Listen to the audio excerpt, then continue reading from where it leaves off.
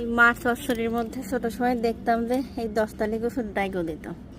তা আজকে ভাবছি যে ছোট্ট একটা ডাইগো মাছ চচ্চড়িতে দেবো, তো ডাইগোটা কাটে নিই। এই কুচি পাতাটা রাখে ডাইগোটা কাটে নিই।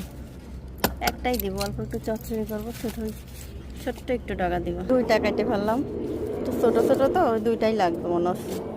কচুর ডাইগোগুলো সুন্দর কুচি কুচি করে কাটিয়ে নিয়েছি, একেবারে কসকসা, একেবারে তাজা তাজা কাটিয়ে নিয়ে আসছি। এই জন্য একটু কসকসা, সাথে দিয়ে দিয়েছি পুঁই শাক, একটুখানি লাউ, আর কুচি কুচি করে কাটিয়ে দিয়েছি আলু।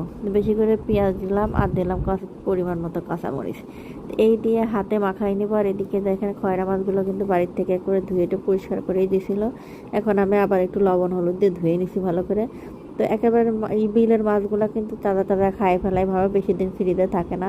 তো আমার আব্বু যেদিন আসছে তার 2 দিন আগে মাছ কিনে রাখছিল, মানে যেদিন আসছে তার 2 দিন ধরে মাছ কিনছে আর কি।